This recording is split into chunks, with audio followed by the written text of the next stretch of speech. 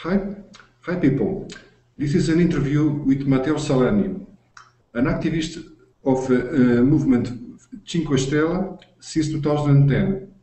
He has been a candidate for the deputy chamber in recent political elections for the European e-petition. He is co-founder of the European meetup Amici di Beppe Grillo Europa and founder of the website www.movimentocinquestelle.eu. Hi, Matteo. Hi, Roy. You and your web spectators. Thank you very much for participating on this interview.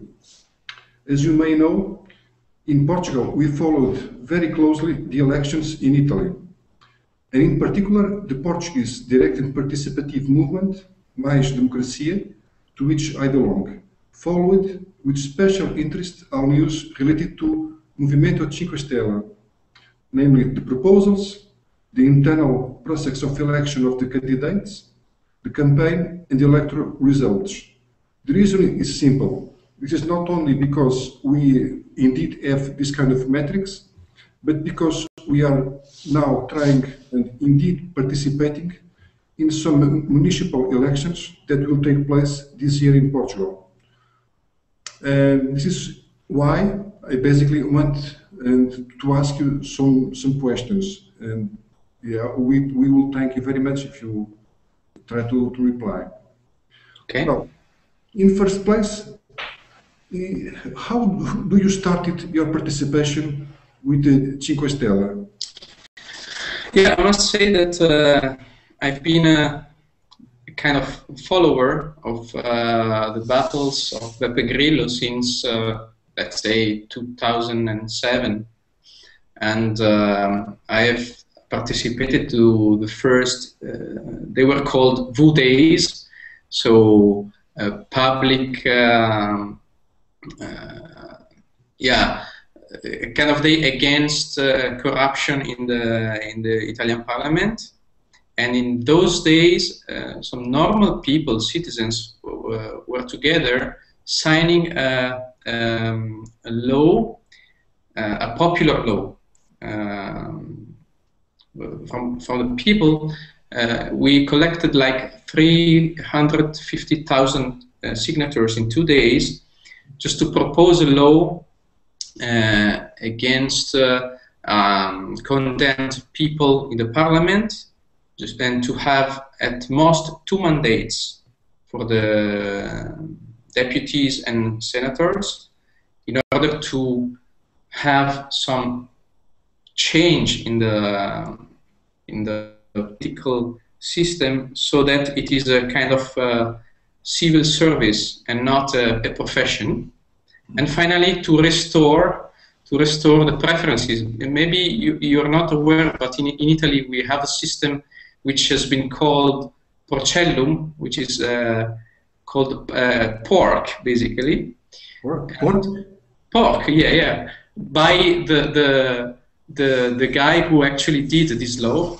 He said, okay, this is a porcata, which means okay.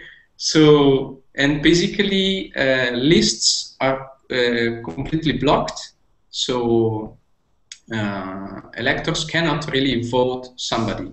So they just can vote a party, a list, and the party decides who's on the list, and the first position will get the seat in the parliament.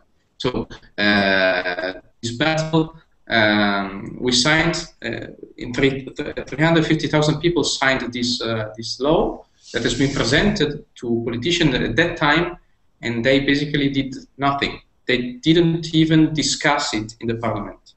This was in 2000? This was in 2007. And then this is, let's say, the original reason why people got together, started to really be hungry against the politicians and say, okay, they don't listen to us, we will found a party and we will enter the parliament to bring these ideas into the parliament. And it has been a very great success. we actually started from municipalities. We participated to local elections, then to regional elections, and we got some elected in the Emilia region, then in Piemonte region, and lately, sorry? In Parma, right? In Parma, this is a municipality. We got the first major from of a big city elected in Parma. And then lately, the very big success was in the Sicily region, where we got 15 elected from the movement. And since then, I mean, the movement really grew a lot. Maybe too much, but really he grew like an exponential pace. So, and in this election we got 25% at the chamber and 23% at the Senate, which is a very big success.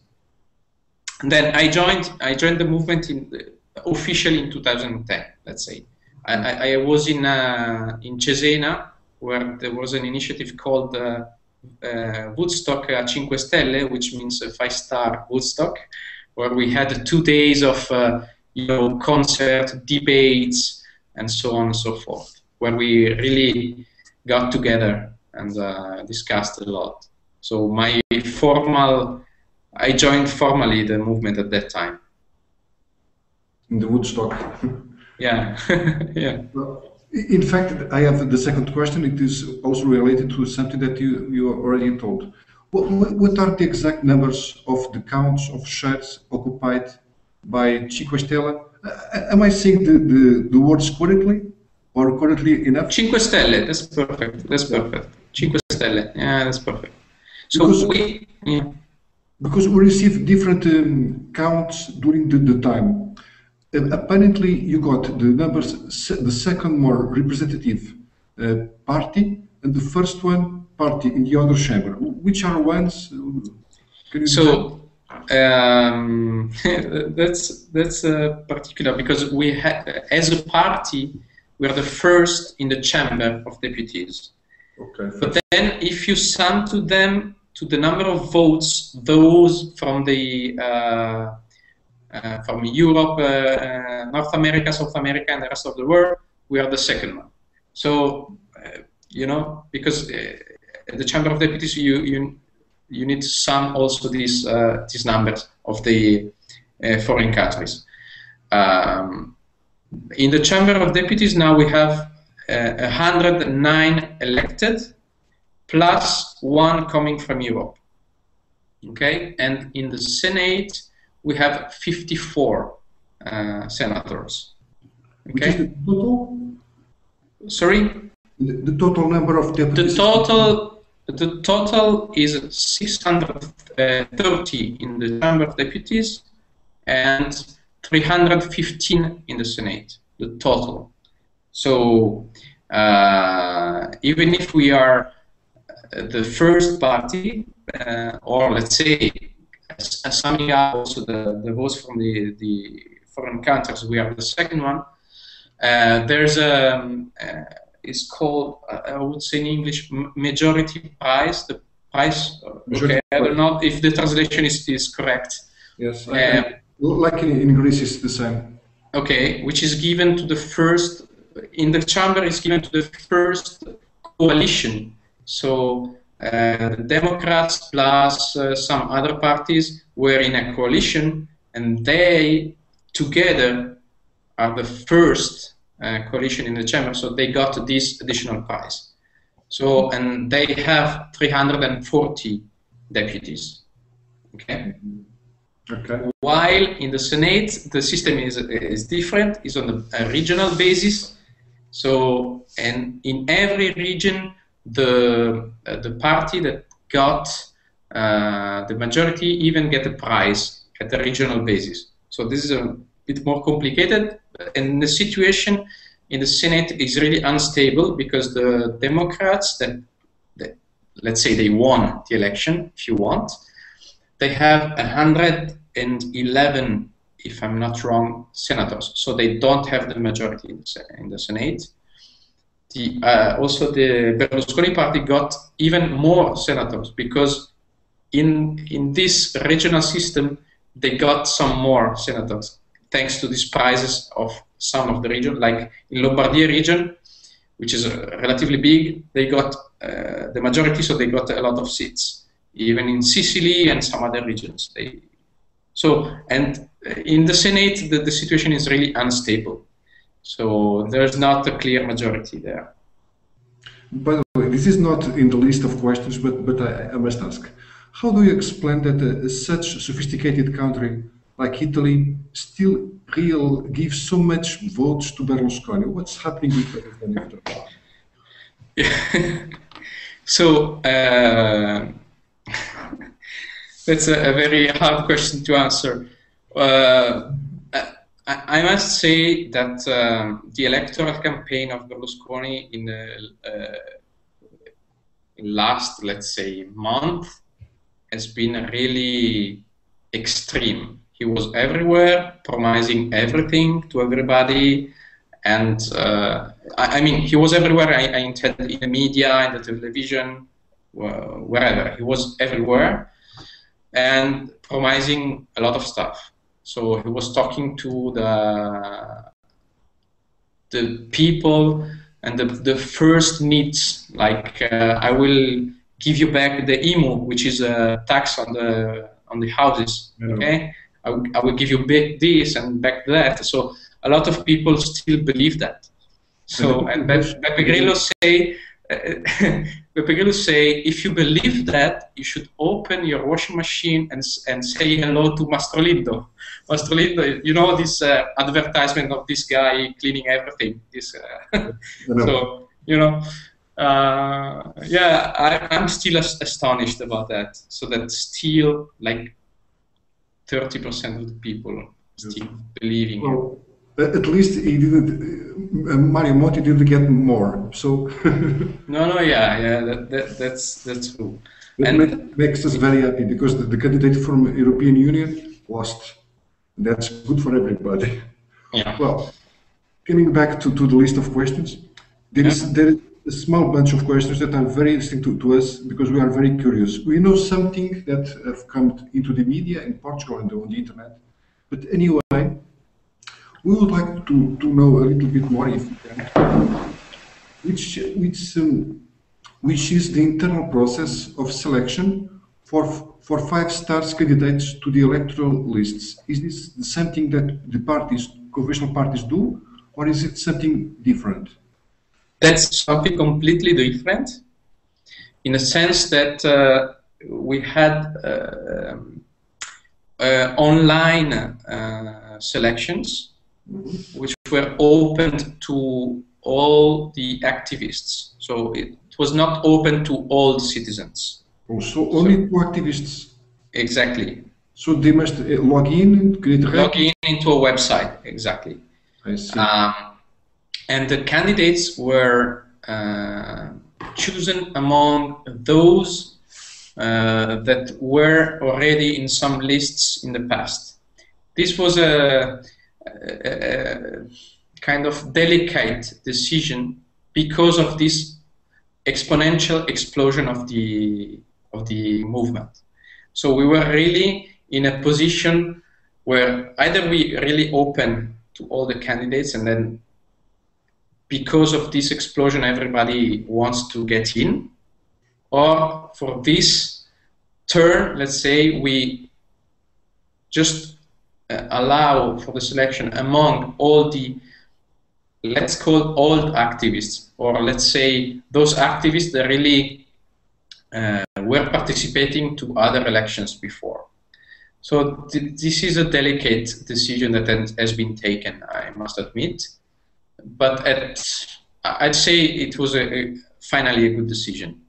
But the other rules that we have that are, let's say, common sense that everybody would do, but none of the other party does, is that the candidate must be living in the repartition where they are candidate.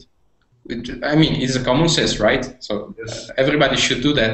But the party doesn't do it. Exactly, the party don't do that. Then 100% of the lists were formed using the results of this selection. So all the activists had, I think, 3 preferences, and they could give a preference to a candidate. And then we had some lists, and these were the lists produced by this selection. It was all online at no cost, so nobody had to pay, while some other party did a kind of selection like this, but voters needed to pay to get into this system, and they reserved the first places to somebody. So they didn't really open the selection process. They didn't fully open the selection process. And the people will choose someone instead of some other because of what? Because of the program? Because of something that these people did in the past? How? Okay. So these people had to put online their CV, so their curriculum vitae. They had to write some proposals or why they are candidate for the movement, and they had to record a video presenting themselves to the people, and these 3 parts. And they also had to publish their Facebook page or their contact, that they might be contacted by potential electors before forming these lists. I see. Yeah. Other question, which is also quite relevant to us, because we are on the process of defining this process, in fact, is how these elected people, which is 155, if I read correctly, no, 109, and 54 senators, how will they vote in their chambers? How they will receive feedback from the electors? Is that some kind of polls open to all, or just to so far, there's no an official system already in place. We were really rushing after the election in Sicily, because then the government has fallen. Then the Napolitano, President of the Republic, really decided on the election really very quickly, and then the election were in February, which is the first time in our republic that the elections are done so early in the year. For instance, we had to collect signatures during Christmas time. It was really crazy. So it was really crazy. You can imagine in Europe and in other countries in the world to collect signatures during Christmas time. It was really crazy. Anyway, so we are in the process also. So at the time being, so now there's not an online system which works already to communicate to the deputies. So the process now is delicate. There's a system which is working for proposals. Already in the website of the movement, there are proposals that can be given by anyone which is obviously an activist of the movement. It's just subscribing to the movement. You can submit a proposal, and this proposal can be voted by others. And then those proposals that get more votes are more up in the, let's say, in the list. Like in dig.com. Yeah, and then they can be, they're discussed because there's an associated forum clearly to the proposals, and they can be used by the deputies to work on that, to form from the ideas and laws.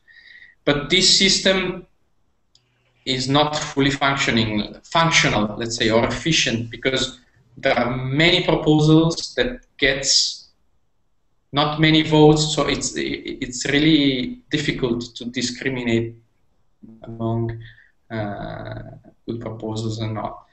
But I heard rumors that a new online platform should be ready. Okay. Soon, let's say soon. And this is for proposals. So let's say from outside to the inside. Okay. Then there's the other way around communication. In the rules that we accepted for being candidates, we really signed the fact that we need to do every day or every week, or every day a communication, a video communication, or a streaming where we could actually have questions. This will be in place as soon as possible as a channel to communicate to the outside. So okay. That should be interactive, as much as interactive as possible. This is for the national level. What already happens in the local levels is that in some places we have platforms like liquid feedback, which is working, and the deputies and activists actually discuss on these platforms about local decisions. So special applications developed for you? No. This is the application that actually also the Pirate Party is using. It's called liquid feedback. Okay? Liquid feedback. Liquid feedback. Then we are also testing another platform which is called Agora. Aresis Agora, that maybe you heard.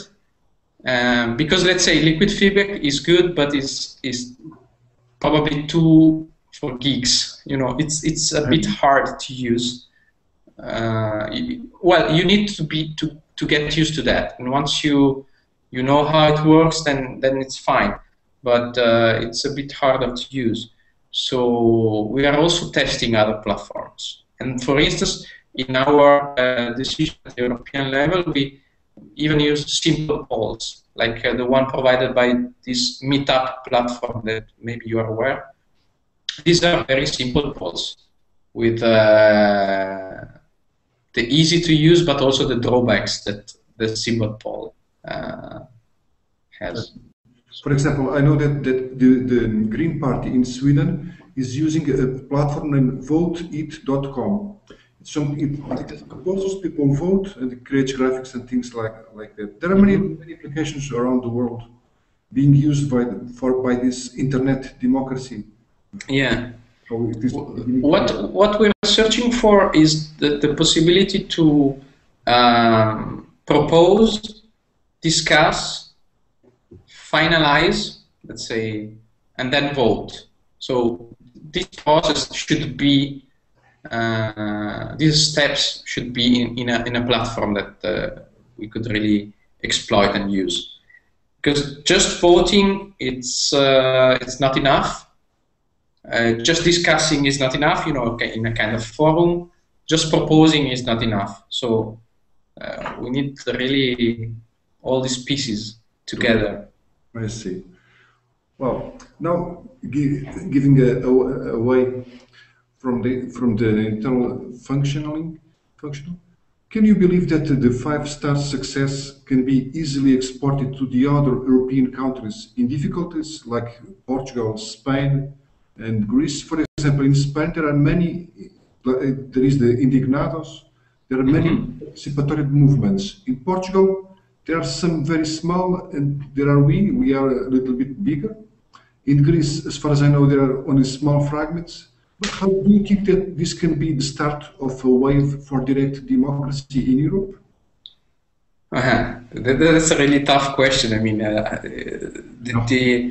the option to export this model, I think that the model is growing, let's say, spontaneously in many countries, where citizens are getting together, and the model of 5-star movement is really horizontal on the net and let's say very fluid, which is a good and a bad thing at the same time, because we are very fluid and somehow we really struggle to coordinate. So maybe, especially now that we are at the national level, you hear in the media that somebody is saying one thing, maybe another one is saying a different thing.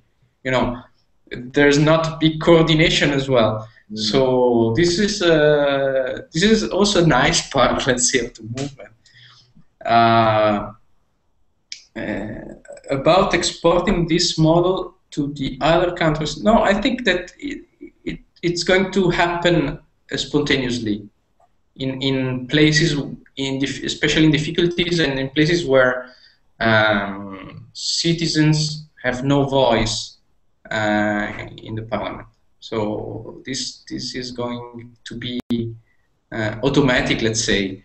Then talking about the model, I don't know. I don't think that the same model can be adapted to all the countries. But let's say basics, yes. So some basics, yes. Yeah. Okay.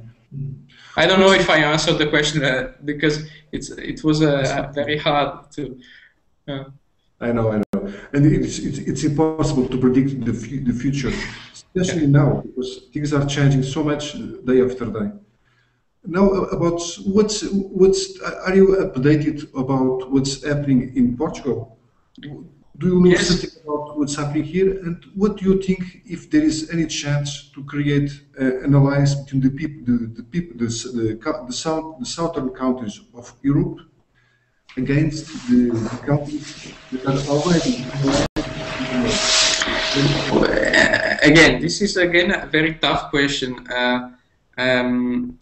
I get updates from the media, as we discussed before. Maybe they are totally biased news that we get from the media, as we were discussing before, that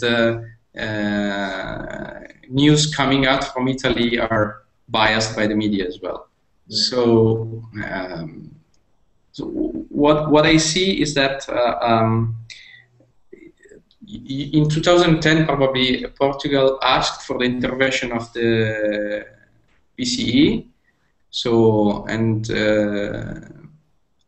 for these reasons, the next government has taken, as in Greece, very strong measures, cutting a lot, and this is something that repeats, let's say, in many southern countries.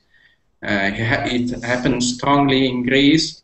It happened not as strongly in Italy, but if the politics are going in the same direction, it will be stronger and stronger. It will happen in Spain as well. Already happened, and it will be even worse in the next years. So, sorry? In Ireland also. Yeah. So, yes, there's a chance to get together, let's say, in promoting an alternative to this system. Okay, we don't really accept anymore this kind of politics which is based on the debt, and this is a common denominator to all, let's say, these kind of movements. They do not recognize anymore this kind of politics. Says that we live in the debtocracy. Debtocracy, yeah. Debtocracy. But is there any chance that Five Stars will ever join a government, coalition or not, in Italy in the short term? That's a really delicate question, because now it appears that nobody can really form a government in Italy given the results of these elections. And the very basics of the movement is that we do not accept alliances. Let's say we really, it's out of our business doing alliances. We really go for good ideas. That's the only thing. And I understand that we are living an impasse now. So probably I still really don't see how we can exit this impasse without either doing other elections again, or really like doing 1 year of a very strange government between the Democrats and the Berlusconi, which would be really crazy. But maybe they are so attached to their seats that can even be able to do that. So maybe yes. So I really don't know. I believe that the ideas of the movement are so strong that at a certain point we must be governing Italy, and really we will promote these kind of ideas. So not being slaves of the debt, and at least I hope so, but I strongly believe that. Cannot really. It's a conviction, of course. Yeah. Well, Matteo, I want to take you much more time. I would like to thank you very much for attending this meeting. Yeah, thank you very much for the invitation. And we will start to do our meeting next Saturday. We will hold online. Let's try. Okay. I will stop the recording session now.